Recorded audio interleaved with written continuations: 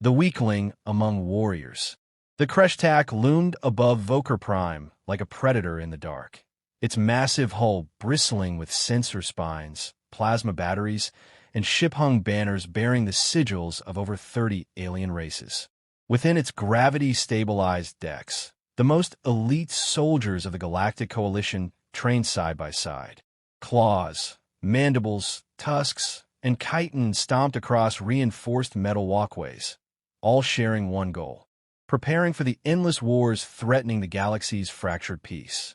And then there was Caravas, human, unarmored, and, according to nearly everyone aboard, a mistake. Why is the mammal still here?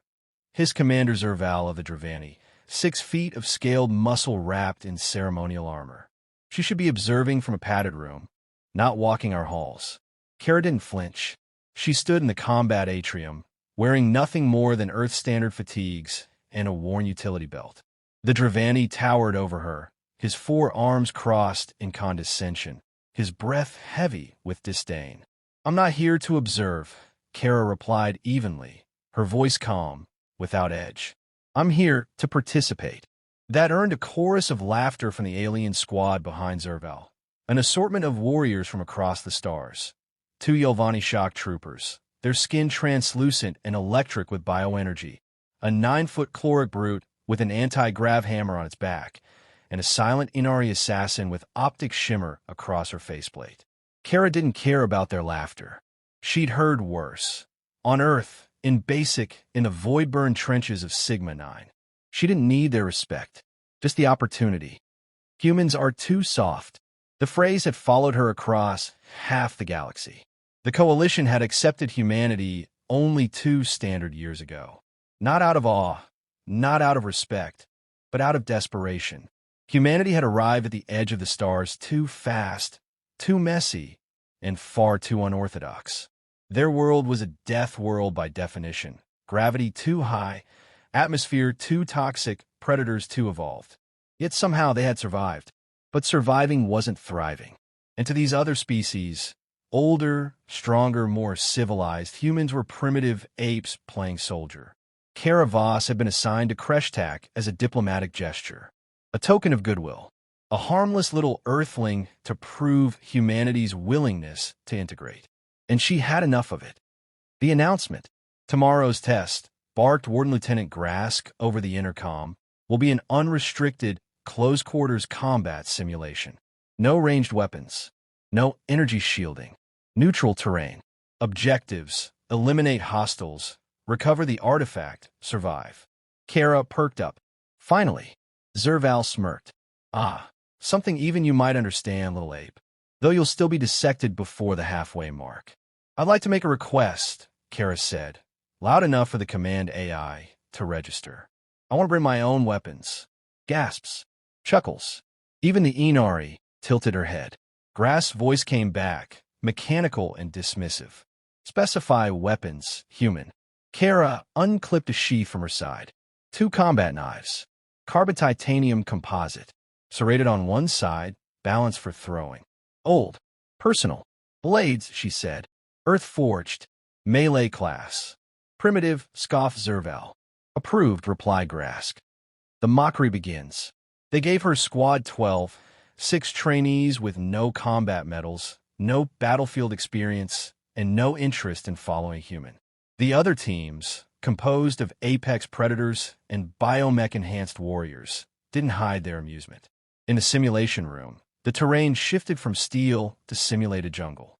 Thick trees, dim lighting, scattered ruins, and unpredictable hazards. As they waited for deployment, Kara knelt in silence, running her fingers along the flat of her knives.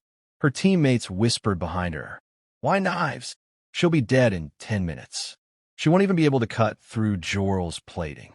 When the buzzer blared and the doors hissed open, Kara stood, face impassive, blades in hand, and vanished into the underbrush before her team could even register her movement. Predator, not prey. The first alien to die never saw her coming. A Yelvani scout, lit with bioelectric glow, patrolled too far from his squad. Kara dropped from a low tree branch, blades sliding between shoulder and collar. He spasmed, stunned by the sim's pain feed, then dropped. She took his calm. The second kill was noisier, a caloric brute, ambushed in a ruin. Kara didn't fight strength with strength. She baited, distracted, and struck where his armor joints met flesh. Fast, precise, bloody. Back at the control room, Warden Grass frowned. Human Voss has eliminated 3 participants. Solo, her squad, still in starting zone. She abandoned them. She's hunting. Zerval, observing from above, narrowed his eyes. The panic spreads. By the 30-minute mark, over half the simulation participants were down. None by plasma, none by toxin, all by blades. Clean, efficient, silent. Whispers turned to fear. Alien comms began broadcasting warnings. Something's in the trees, moves without sound. Don't go alone. They said she was soft. Zerval entered the simulation. He didn't announce himself, didn't bring a squad. He simply activated his ceremonial glaive and began tracking the Earthling ghost. The confrontation, it didn't take long. Kara emerged from the mist, walking calmly, blades dripping with blue sim blood. Zerval snarled, "You bring knives to a warrior's duel?" She tilted her head. "You brought arrogance to a battlefield." He roared, lunging. It lasted less than 15 seconds. She deflected, rolled under, sliced his hamstring, and pressed a blade to his throat before his second heart could compensate. Even simulated, the pain forced him to stillness. "Say it," she whispered. "Say we're soft." Zerval growled, humiliated, but he didn't speak. She leaned closer. "We don't need claws. We sharpen our will, our blades, our minds." Then she stood and walked away, leaving him to bleed in the dirt. End of simulation. Kara stood alone in the center of the now-quiet jungle dome, blades crossed over her chest. Squad 12 was out. Every other team, too. She was the only one left standing. Over the intercom, simulation complete. Victory, Human Voss. The silence in the command room was louder than any cheer. Grass said nothing.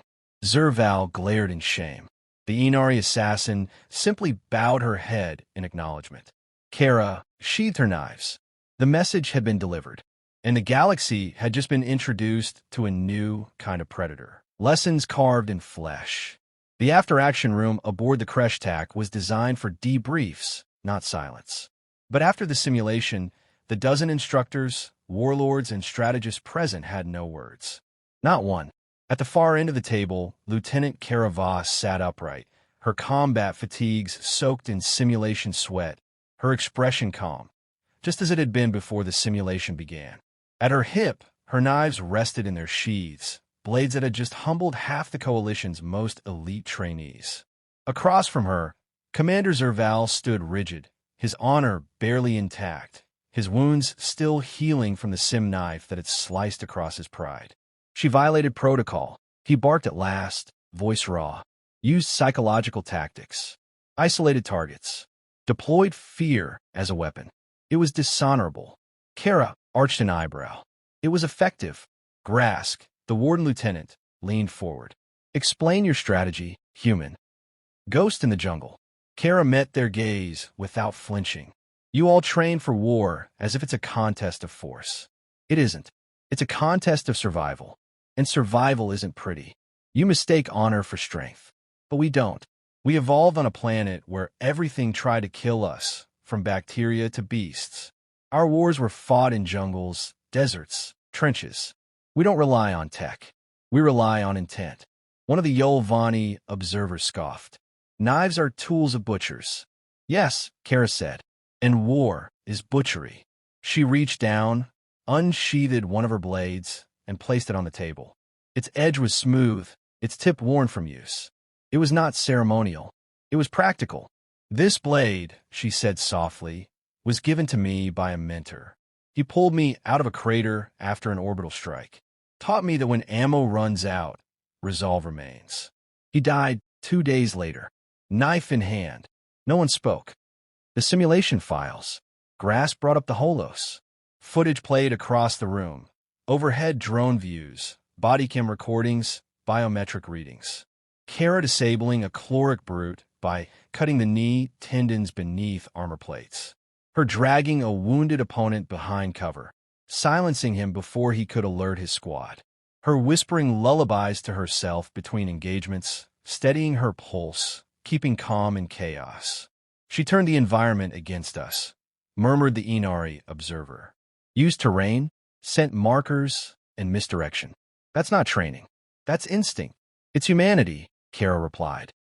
Flashback, Earth's doctrine. Years ago, Earth, a training facility deep in the Andes Mountains. Young Kara stands in freezing rain, blindfolded, knife in hand, heart pounding. Around her, the wind howls. Mud soaks her boots. A voice echoes in her mind. Her instructor, Commander Ruiz. Guns misfire. Comms go dark. Plans break. But a knife? A knife doesn't stop until you do. Up close, it's not about strength. It's about will. It's about knowing your enemy breathes like you and choosing whether they get to keep breathing. Back in the present, Kara can almost hear his voice again. She had passed the final test by surviving 72 hours in complete isolation with nothing but a blade. That wasn't the exception for Earth soldiers, it was doctrine. Cracks in the coalition. The Council didn't know what to make of it. The aliens had seen humanity's weapons, railguns, orbital arrays, kinetic drones, but they had never truly seen how humans fought without those. Worse, some are frightened by it. She enjoyed the hunt, hissed a Dravani general. No, said the Inari calmly. She mastered it. There's a difference. Others were more pragmatic. A grizzled Zarn war captain spoke up. You claim dishonor, but had the human lost, would you still care about honor? Or just victory? Silence answered him. Grass turned back to Kara. Would your kind fight a war that way? With knives, ambush, fear? If we had to, she said. And we often do. The unseen war. 2 days later, Kara received orders. Accompany a multi-species squad to the surface of Tarnath 4, a supposedly neutral world now crawling with Zarkith swarm, an ancient, hive-minded alien threat immune to most tech-based combat systems. Drones couldn't track them.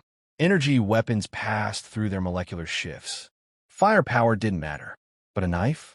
A knife knew flesh when it found it. Kara led the team. Into the swarm. The landing zone was a ruined city of spires, webbed with black fungal cords, Zarkith biomass. Every corridor pulsed with movement.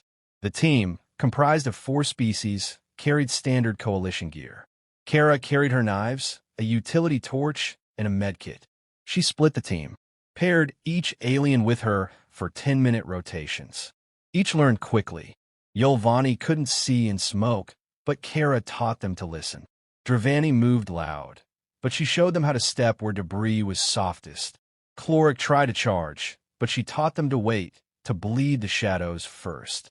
With each kill, the aliens watch her work. No excess motion, no hesitation, only intent. She taught them where to stab, how to move, how to breathe. Soon, the squad moved like humans, silent, deadly, ruthless. They weren't just killing Zarkith. They were hunting them. Fear reversed. Back on Kreshtak, live feed from Tarnath 4 began circulating. First in whispers, then across major channels. Alien commanders stared in disbelief.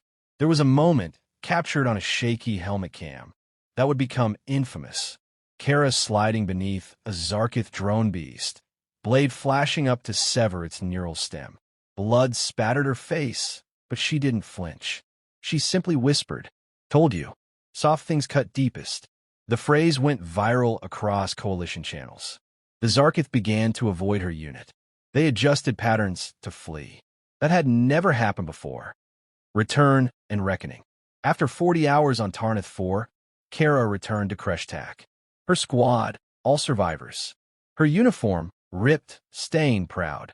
A message awaited her, summoned to High Council Strategic Command. She arrived, blades cleaned and resheathed. One by one, alien commanders stood and saluted her. Even Zerval, now limping from simulated injuries, gave a stiff nod. "I misjudged your kind," he said. "You're not weak." Kara shook her head. "We're not strong, either. We're dangerous. That's different." End of Chapter 2. Kara exited the chamber. Behind her, plans were already underway to create new combat divisions based on what she taught. Close quarters units, blade teams, human-led recon. The coalition had started to change, not just its tactics, but its understanding of what war really meant. They thought they'd invited soft beings into their ranks. Instead, they let in wolves with knives. Aliens claimed humans were weak. She introduced them to knives. The doctrine debate. 3 weeks after the Tarnath 4 operation, the High Council of the Galactic Coalition convened an emergency session. The footage of Kara Voss's squad cutting through Zarkith forces with blades, primitive metal, not plasma, had ignited something more dangerous than war. Curiosity, fear, admiration. Humans should not lead, argued Counselor Errol, that's of the Yolvani. They revel in brutality. It sets a precedent. They survived when none of our units did, countered the Inari strategist, Liravesh. She created cohesion, taught us to adapt to the enemy, not the textbook. Warden Lieutenant Grask stood at the center of the chamber, hands behind his back. You fear the method because you don't understand it. But the doctrine she demonstrated may be the only reason any of our species are still alive today. He keyed the projector. A title spun in hard light above the room. The knife doctrine. What it meant. It wasn't about knives, not really. It was about philosophy, adaptability, intimacy of violence, the willingness to close the distance. The knife doctrine meant turning every weakness into a weapon. It meant confronting the enemy where they were strongest and still making them bleed. It discarded reliance on over-engineered tech in favor of muscle memory, intent, and discipline. It demanded grit, not just armor. And it terrified the traditionalists. Kara's new role. When Kara Voss entered the chamber, she was no longer alone. Behind her stood 5 members of her Tarnath squad, non-humans. One of each species. All alive, all bearing human-made blades on their belts. Weapons once mocked as relics, now worn with pride. Grask nodded toward her. The council wishes to hear from you, Lieutenant. Kara stepped forward. She didn't prepare a speech, didn't clear her throat. She simply said, we don't want to lead your wars. We don't want to be feared. But you invited us in. And what we are, what we carry, doesn't change depending on your comfort. We cut to survive. We bleed with purpose. If you want peace, teach your people to fight like they mean it. Because the next war won't be won with honor. It'll be won with hands dirty and blades drawn. The silence that followed wasn't dissent. It was consideration. War comes again. 3 months later, the Zarkith swarm launched an offensive across 3 systems. Coalition worlds fell in days. Entire fleets were swallowed in black biomass. Tech failed. Command chains collapsed. But the units trained under the knife doctrine, they held. In the ash jungles of Erexos 4, a squad of Zarn warriors, trained by Kara, used blades and smoke tactics to blind the swarm and cut through their leaders. On the acid plains of Gorenbelt, a Yolvani strike team turned their bioconduits into lures, tricking Zarkith into kill zones laid with mines and knives. Even the Stoa Dravani adopted human-style formations, tight-knit squads, stealth insertion, brutal close combat. Where other units broke, knife doctrine squads advanced. Back to Earth.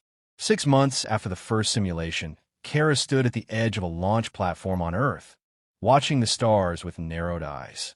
Behind her, trainees sparred with wooden blades. Not all were human. The Coalition had established its first interspecies close combat academy, headquartered in the Rockies. Earth had become more than a death world. It had become a cradle of new warriors. Kara's reputation grew. They called her the Blade Mother, the Ghost of Tarnath, the soft thing that cuts. She hated the titles, but she respected what they meant. They feared her not because she was inhuman, but because she reminded them what being human could truly mean. A final duel. On the anniversary of the simulation, Kara was summoned for a ceremonial rematch. Commander Zerval stood waiting in the central arena, fully healed, fully humbled. And this time, equipped with 2 curved blades of his own, a crowd gathered, aliens and humans alike. They saluted one another. No bitterness, no rivalry, just respect. The duel began. No words, no weapons drawn in anger. It was a test of instinct, flow, and understanding. Zerval fought well, adapting her moves, countering techniques she once used to humiliate him. But Kara? Kara was still faster, still calmer, still human. She won again, but offered him her hand this time, helping him up with a grin. He accepted it. The crowd erupted, not in awe of the victor, but in reverence of what had been born that day. The galaxy changes. The knife doctrine spread like wildfire. Old empires adapted it into their elite ranks. Training programs were revised. Close combat became mandatory across academies. A human saying found its way onto the walls of alien barracks, etched in metal, translated in dozens of tongues. A blade is the last thing you see when you mistake softness for weakness. And beneath it always, Caravas, Earth, human. Final scene. In the quiet of her bunk, Kara stared at her knives, no longer pristine. Each bore a nick, a scar, a memory. She slid them into their sheaths, exhaled, and finally allowed herself a moment of peace. Outside her window, the galaxy still burned. But somewhere in that darkness, they feared the soft things now. Because she had taught them. Soft doesn't mean weak. Soft means controlled. Soft means the hand that holds the knife. And sometimes that's all it takes to change everything.